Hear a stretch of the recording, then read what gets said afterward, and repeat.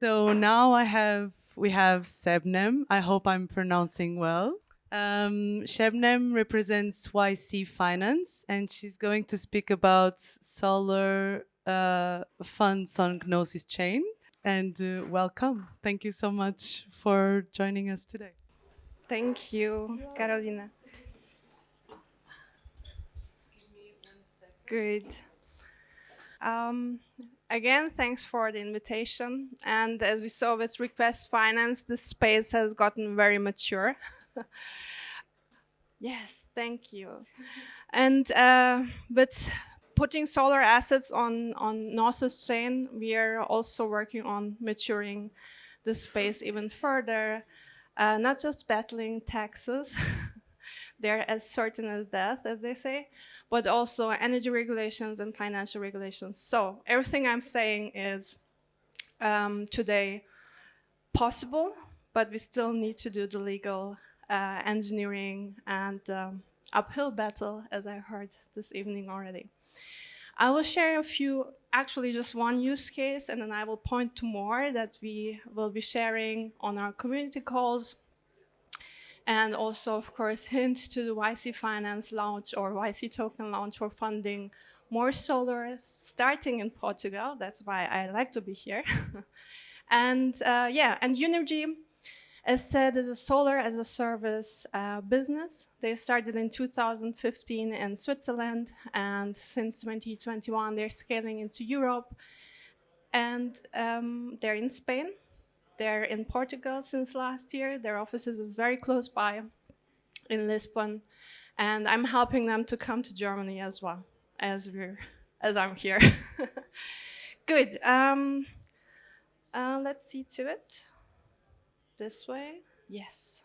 So I'm Soul Sister on Telegram and Discord.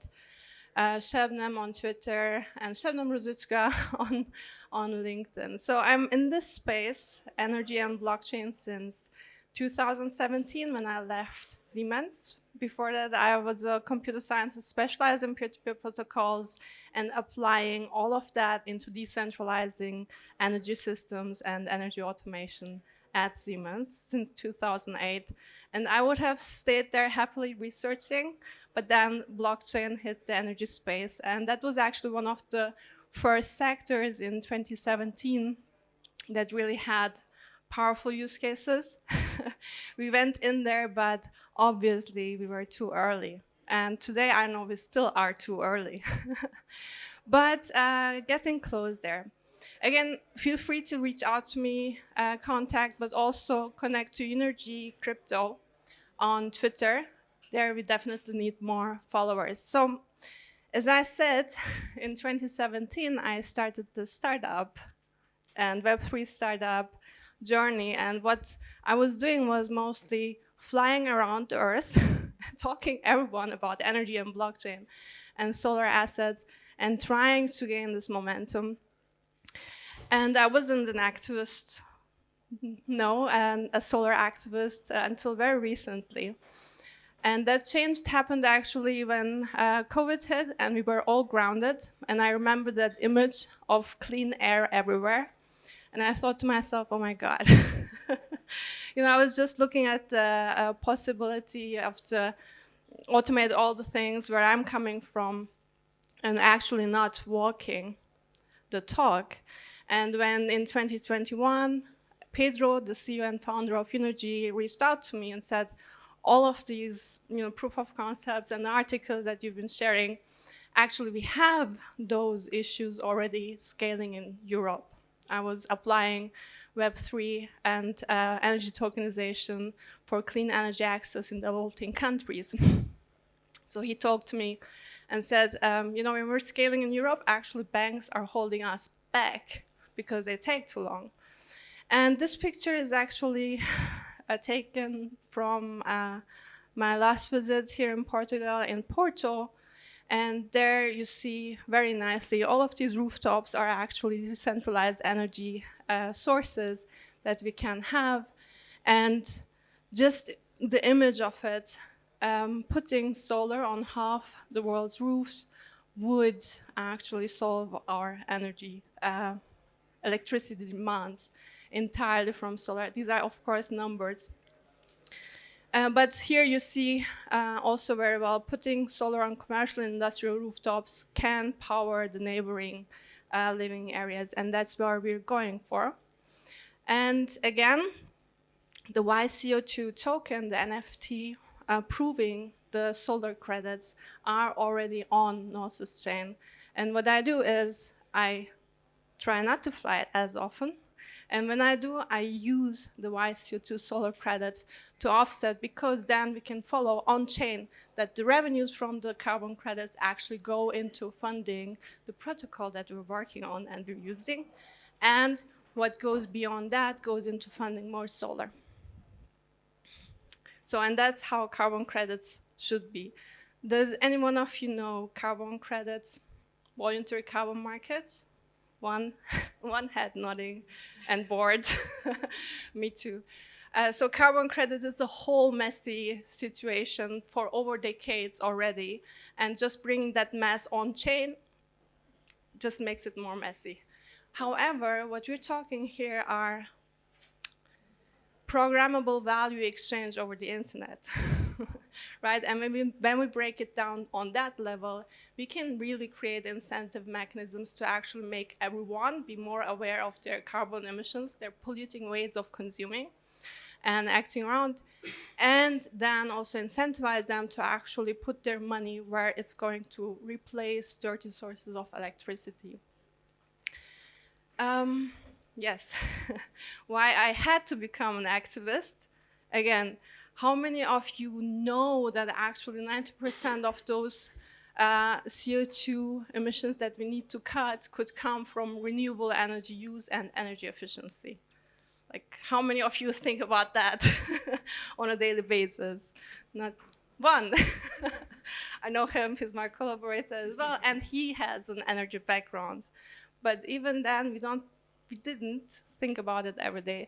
So one of the main tasks I set myself, not as the Web3 CFO or another kind of not C, but actual chief activist, is that we need to get this insight out there into people's heads, and then also remind them that we are on the supply side of whatever is happening on the market side. So we have a huge power to actually change things.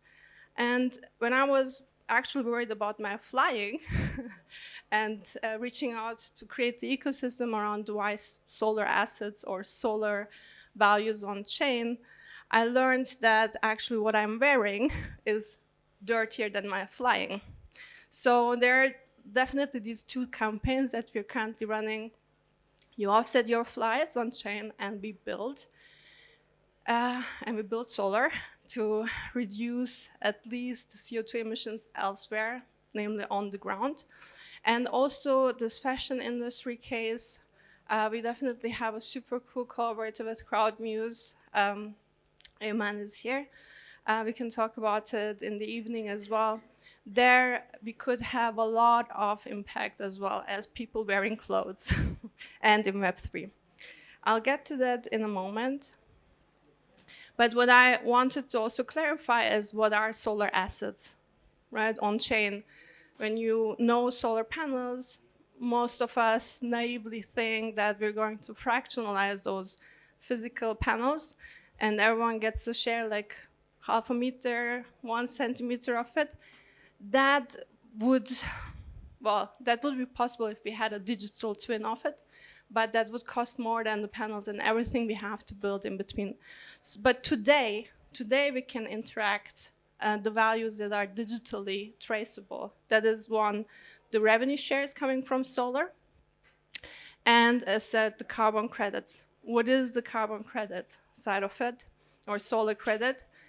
It's just to prove that some amount of solar power was produced and used instead of the dirty energy that is available from the grid, from the power plant. Now, this is the litmus test. I will show 3 perspectives onto the same thing, okay? It's not getting more and more complex, it's just the same thing from 3 perspectives. And I'd love to get your feedback on how accessible these are. So this one shows the whole system. Here we have the SPVs, special purpose vehicles. These are legal entities that are holding the assets in special purpose entities that are bankruptcy removed. I can explain that later tonight. And basically, that's where all the asset management is happening, where solar is produced, electricity bills are paid, and revenues are collected, and revenues can be shared with the funders.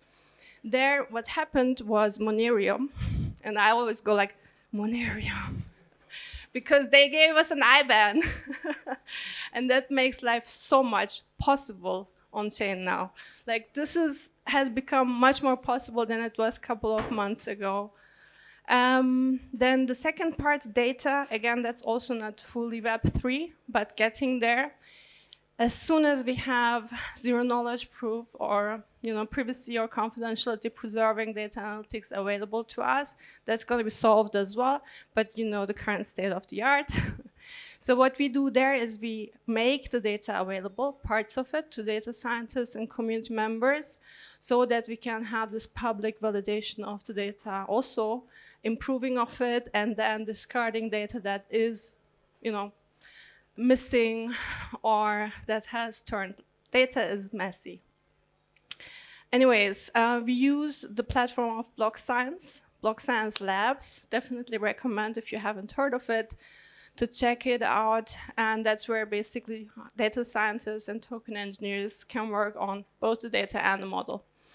That's where the carbon emissions avoided data is created. And that data is the metadata that goes into YCO2, solar credits. That's the NFT smart contract on-chain that is already deployed.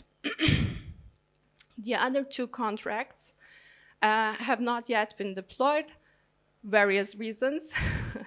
And one of them, obviously, is the legal engineering side. Like, what is the issuing organization? I want to keep it as decentralized as possible, but the lawyers won't let me. But we are finding a way. Good.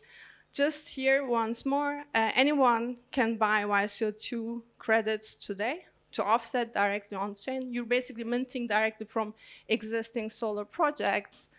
And when we are funding new projects through YC token, then as a YC token holder, you will not only get the revenue shares from the newly funded solar, but also 100% of the carbon value of newly funded solar. So that is basically, you start offsetting now as initial public offsetting and supporting through our limited edition YCO2 sales. You will get rewarded YC tokens because we are going to prove that we're using the revenue through the YC token to fund more solar, and that's why you get these airdrops. Good.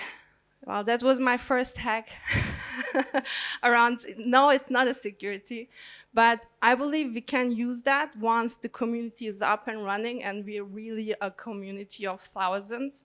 Then we can say, okay, everyone is participating, and equally it's publicly, it's again, self-sovereignty and self-custody. Even that is the case in the beginning, it's just a handful, right? And that is pretty centralized, a handful. So the second view, again, now we're looking into just the software system and the clouds of people interacting with it. In the beginning, we have the software as a service platform of Younenergy that is handling all of the assets and the data monitoring. That's where we get the solar power production data. It's business as usual. Platform business, Web 2.0. Very old, you might say. It's very new in the solar business. Again, we're talking, installers putting solar panels on rooftops. So again, having that system is a prerequisite. Once we have the data, we created a very thin digital carbon product that's a little bit of a backend that gets the data from Younenergy's platform and connects it with the carbon intensity data, opens it up so we have community validation of the data and know what goes into the NFTs. The rest, I don't want to go into again, but the rest is metadata is stored on IPFS. We have our smart contracts that are handling the value exchange between the offsetters, the direct funders of solar, and the revenue that goes into multi-sigs. The last overview, again, it's just changing perspective. We still have the same contracts. And this one is just to show that using smart contracts, number one, we have the opportunity to compose them any way we want because it's programmable. And because it's open, anyone can use them as they please, right? So you can come in through offsetting from existing solar project and become part of this community that funds more solar with the revenues, or you can come in the funding way. And since we have an IBAN, again, I'm questioning whether we should really keep it Web3 native or we should really go not Younenergy crypto, but Younenergy crowd finance. Again, these are the things we have to still decide on. The value flow is figured out. It is already programmed, and all contracts have been audited. We just put the carbon credits contract on chain so we can start playing with it. Good, an example. So if you know carbon credits, until today, they are commodities and they are sold by the megatons to people who pollute by the megatons. So there's actually no use for high granular carbon credits that tell you where carbon emissions have been avoided down to the 30-minute or hour. Unless your organization is actually data centers have that as well. Anywhere where we have the data of electricity consumption down to location and hour, we can have a perfectly valid and wonderful use of these solar credits, where you can match the electricity consumption of, for example, Gnosis chain hourly in the locations where they actually using electricity with the solar credits in those locations. If you're not into energy, and if you're not an electricity nerd, you might not know that actually how dirty electricity is changes over time. And the grid electricity is gray because we don't know how much coal power, how much renewable. It's always a mix, and that mix changes over time and over location. So Germany, as you see, is rather a dirty electricity grid, and having solar in that location creates more carbon credits or solar credits than in locations where it's rather green, like 100 grams per kilowatt hour. But as you see, having that data, having the data of electricity consumption digitally, having data of carbon intensity of normal electricity, and having the data of how much solar power we are actually producing and injecting in those locations of where Younenergy is active and becoming active. That's how we can actually make use of this high granular data, high granular and high resolution carbon credits from solar projects. Now, YC Finance is in private beta. That means we have 57 existing solar projects in UK. These are all schools. And we are selling in a limited edition the carbon credits from those solar rooftops, just to test that way. The other test we're starting in this private beta is Portugal projects are lively connected. So you can check in a couple of days. Last time I checked, there were 14. So today, there were already 15. And we made a case how we can refinance the first 13 of the Portugal projects, still remain below 1 million, and actually prove the refinance. The refinance means one of us who are in the core contributing or founding community, if you will, one of us will put the 1 million, get the tokenized version or tokenized representation of these 13 projects. That means without having to wait, we can test the revenue share and carbon value share, and also test how these YC tokens can be exchanged on decentralized exchanges.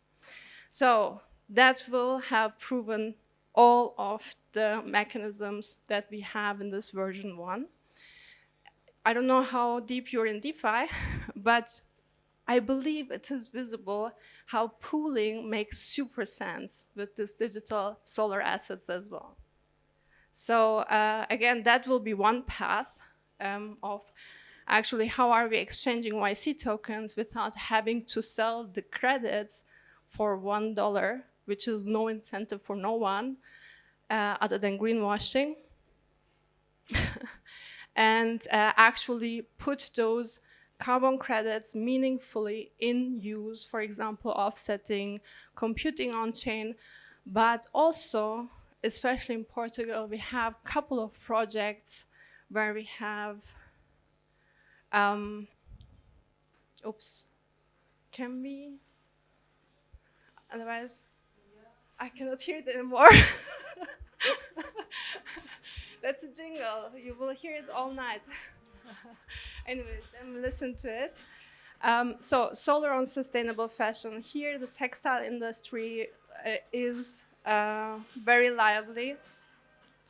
And here we have actually production facilities where Younenergy has solar on top. And we can say 78 or 80% of this production facility is running on solar. And that's basically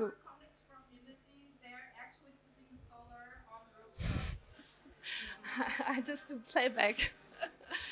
And from there, basically, we can have the same token and not use it as offset, but actually as a produced with solar tag and put it into the garments that we're wearing. And CrowdMuse is one of those pioneers that we have who actually can embed those solar credits because they're on-chain.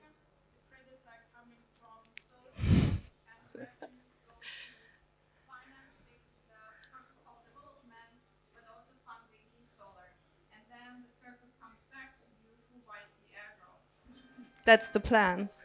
So, and come to the community calls. We will go deep into more use cases. One today on Gnosis Chain, we explained, or I explained, and the next one, next Wednesday with CrowdMuse, we go deep.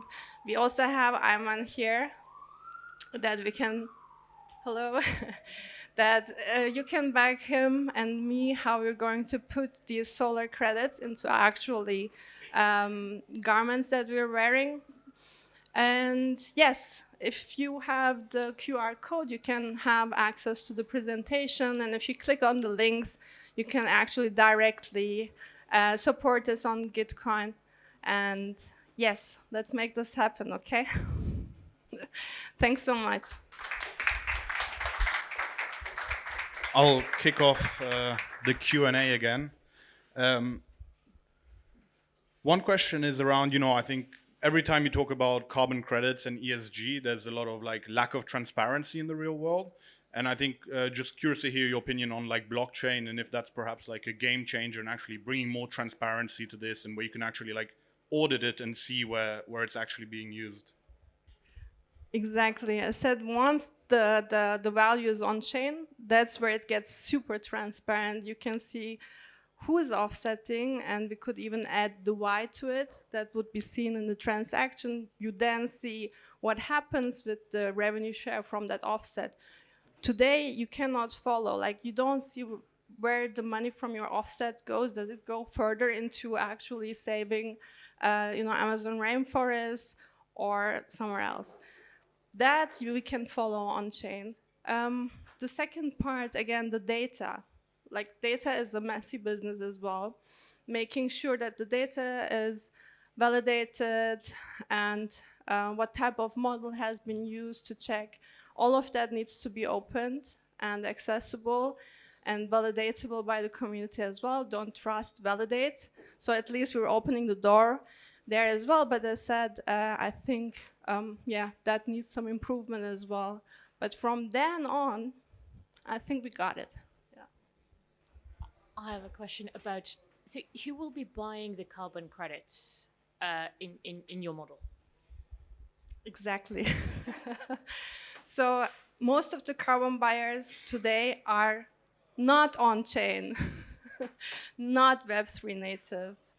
And again, I believe us flying around from Porto to Prague to Paris, we definitely should offset. And if you find a solution, use it, and ask where your XDAI or ETH or whatever you pay in goes to, because then you're creating demand, right? So again, it's our job to create what we want, and that starts with the demand.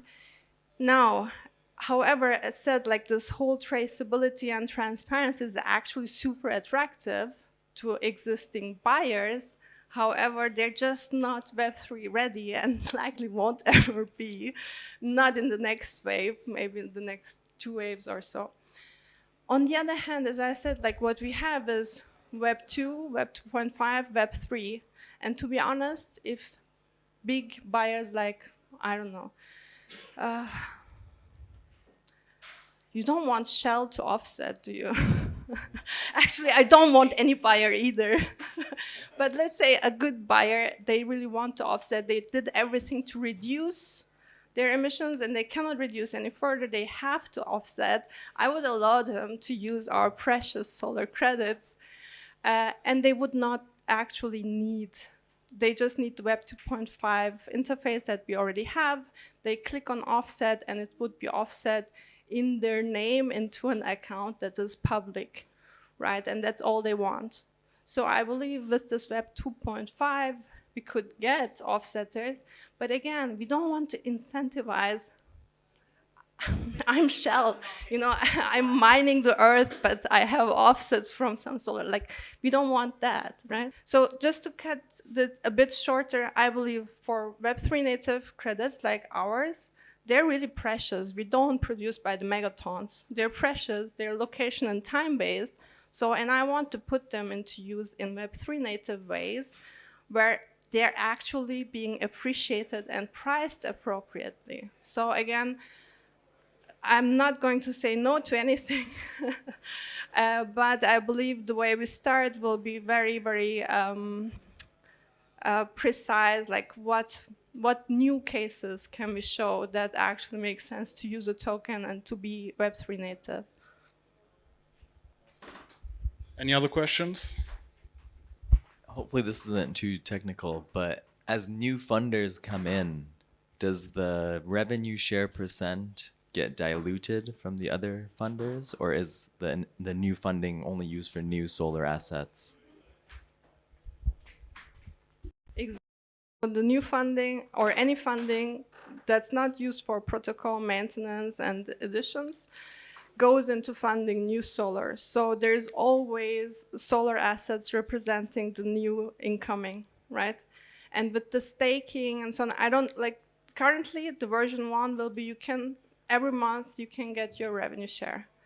But if we are successful in creating a community that is incentivized to fund more solar to go greener, I believe we will need to set the right incentives and also have the right participants who actually keep putting their revenue share into more solar rooftops and get their tokenized representation of that wealth that is on rooftops in real life. We don't need the fiat. We want more solar power. So we will see. That will be version 2 or 3, right? After we have clarified all the legal issues and unhosted wallets in Europe. I might have one more slightly controversial question. I think when you showed like the sustainability of different countries in Europe, France was like the best. But France is also like the largest nuclear energy producer in Europe and the only one building like a nuclear 4 type reactor. And so I'm curious if you'll expand from solar into community-owned nuclear reactors. Again, like this carbon, in refi at the very least, we say our carbon tunnel vision is bad. True. Because if we just looked at the carbon emissions, then France is always green. Just because we don't price in the cost of actually what to do with the nuclear waste, because if we price it in, it will be infinite. And it would be very red. So again, there too, we need to be super clear and precise that solar carbon credits, right? And just, in France, if we use this methodology, indeed, we will be minting less credits for same amount of solar. But that's if we just go by that carbon emissions metric. Awesome. Any other questions? Awesome. Well, thank you very much.